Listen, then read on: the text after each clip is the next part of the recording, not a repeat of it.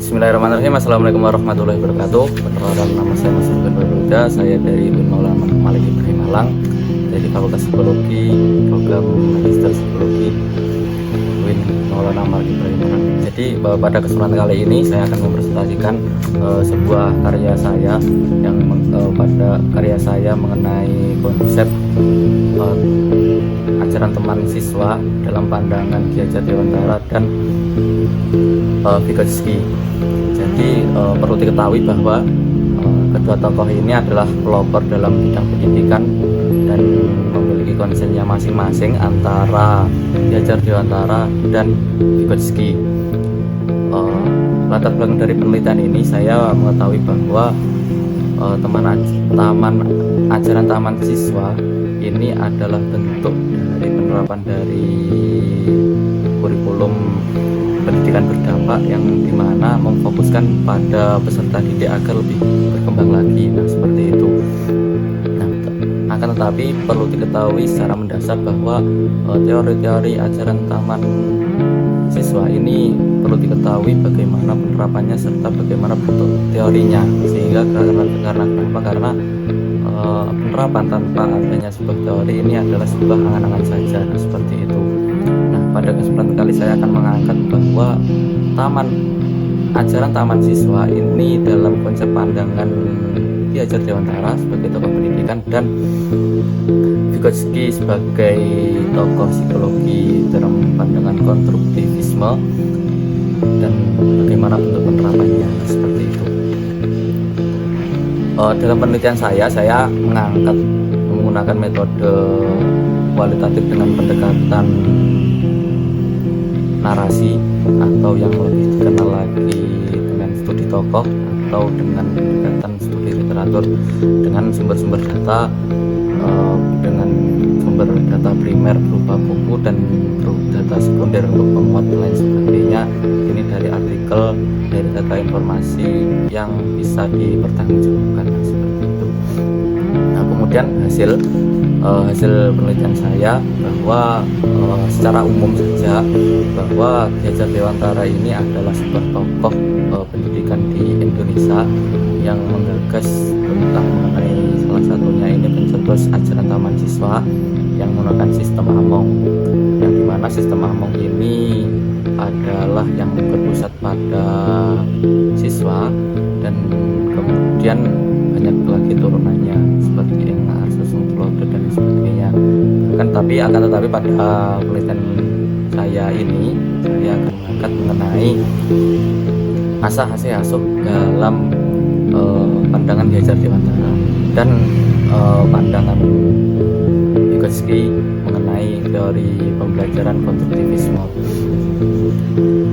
secara garis besar seperti itu. Kemudian masuk pada gambaran umum mengenai Vygotsky. Vygotsky ini adalah salah satu tokoh yang perlu diketahui teman-teman dalam strategi pembelajaran.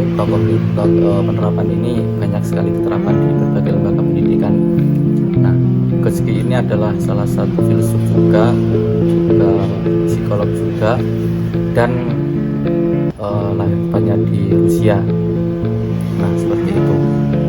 Yang paling terkenal pada teori Vygotsky ini adalah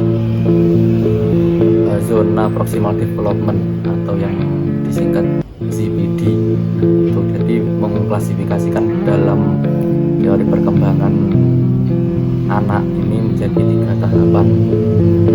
ZPD ini adalah sebuah pandangan Vygotsky yang perlu diperhatikan dan yang perlu diberi model tambahan khusus ketika diterapkan pada sistem pembelajaran, seperti itu.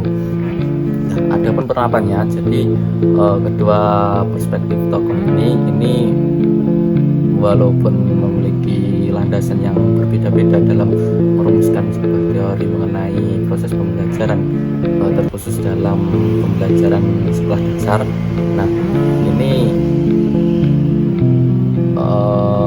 kedua tokoh di sini tujuannya sama, ya ini memfokuskan peserta didik agar proses pembelajaran ini bisa berjalan dengan baik. Artinya sesuai dengan konsep besar di mana ajaran taman siswa ini bisa berjalan baik, kemudian proses pembelajaran dengan baik, sehingga sehingga proses pendidikan yang ada di Indonesia ini semakin berkembang. Nah, seperti itu. Jadi masuk pada konsep Ki Hajar Dewantara dan Vygotsky ini sama-sama memiliki kesamaan bahwa proses perilaku manusia atau proses perkembangan manusia ini dipengaruhi oleh faktor sosial pastinya.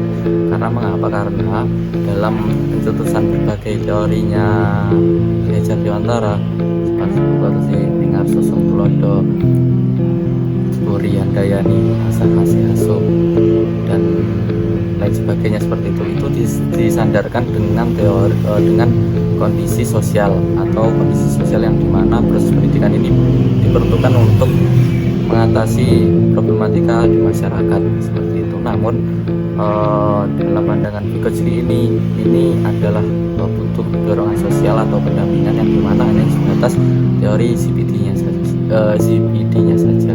CPD itu adalah batasan di mana memberikan indikator bahwa perkembangan manusia ini dikatakan mampu atau tidak. Ketika tidak dikatakan mampu, maka termasuk pada kategori perkembangan zona proksimal development.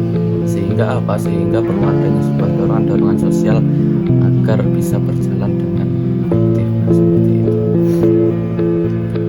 Perbedaannya pastinya kedua tokoh ini memunculkan kedua perbedaan dalam perspektifnya ya pastinya. Nah, perbedaannya apa? Perbedaannya jadi tujuan utama di Taman Ajaran Siswa yang digagas oleh Ki Hajar Dewantara dan yang mungkin ya juga diterapkan dalam teori Vygotsky juga, sebuah tokoh Vygotsky ini. Jadi tujuan utamanya adalah berfokus pada perkembangan masyarakat, artinya pendidikan yang ada di Indonesia dengan konsep-konsep teorinya seperti teorinya Ki Hajar Dewantara. Semuanya ini didasarkan dengan fenomena masyarakat dan outputnya secara panjang ya. Ini diperuntukkan untuk kebutuhan masyarakat seperti itu. Namun Vygotsky ini ada memiliki keterbatasan bahwa dukungan sosial ataupun support sosial lingkungan dengan yang lain, nah ini hanya sebatas zona yang ditentukan oleh Vygotsky ini. Ada 3 tahapan. Nah, keduanya tokoh ini pastinya ada bentuk integrasi dan bagaimana penerapannya. Nah, integrasinya seperti apa? Nah, integrasinya dalam proses pembelajaran terkhusus di pendidikan dasar. Nah, ini perlu adanya sebuah pendampingan. Jadi seakan-akan perlu adanya sebuah pendampingan secara intern atau secara inklusif, bahwa dalam proses pendidikan itu tidak dikatakan sama karena perkembangan individu ini memiliki perbedaannya masing-masing, sehingga perlu pendampingan.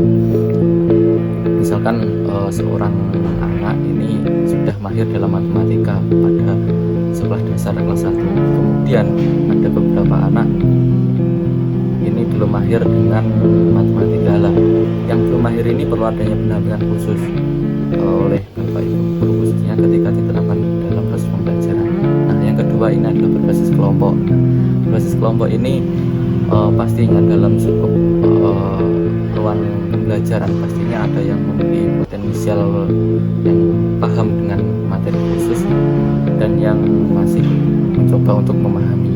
Nah, artinya konsep kelompok ini agar teman-teman siswa ini mampu berdialog dengan satu sama lain, berdiskusi atau saling transfer of knowledge ya, bahasa kerennya itu sesama temannya.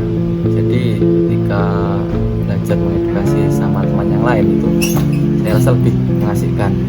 Nah, seperti itu.